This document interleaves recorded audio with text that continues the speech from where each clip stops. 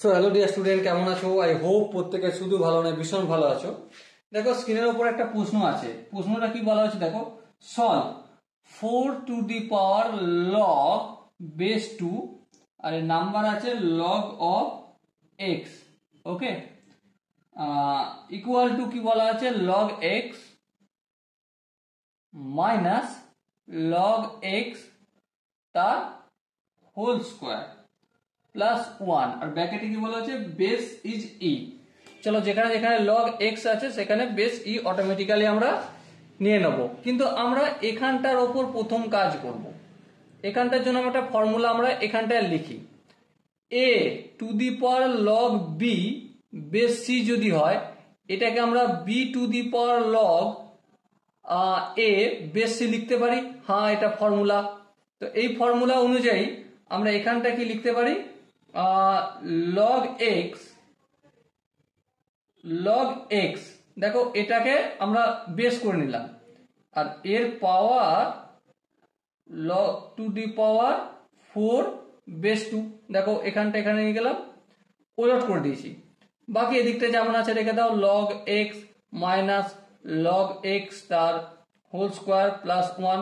এরপর দেখো log x, এই 4 মানে কি 2 স্কোয়ার, 2 স্কোয়ারটা এখানে আসে, 2টা সামনে চলে আসে, ঠিক কি না? হ্যাঁ, তাহলে লগ এক্স এখানে 2 আসলো আর লগ 2 বেস 2 ইকুয়াল টু এদিকটা যেমন আছে log x minus log x পুরোটা হোল স্কোয়ার প্লাস 1।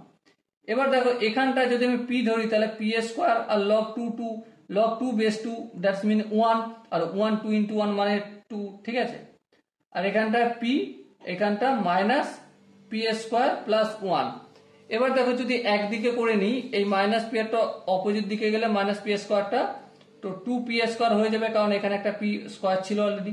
আর এই প্লাস পিটা অপোজিট দিকে গেলে মাইনাস পি, আর এখানে প্লাস 1টা অপোজিট দিকে গেলে মাইনাস 1 হবে, equal to 0।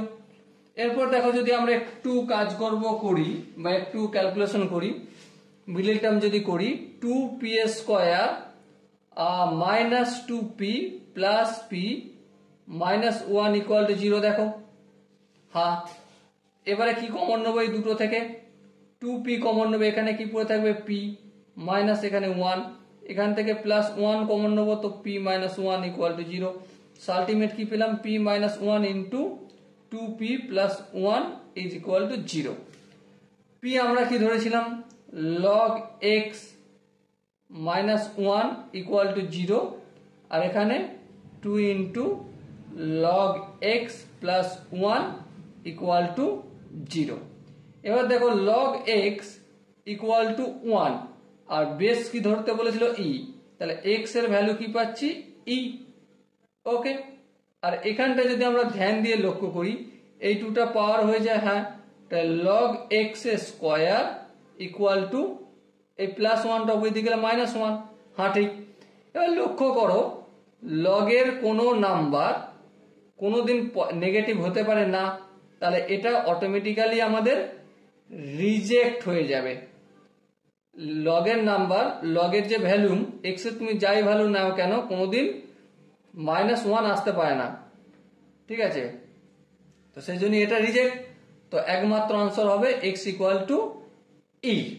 Okay, I hope এই কোশ্চেনের যে কনসেপ্ট প্রত্যেকে বুঝতে পেরেছো।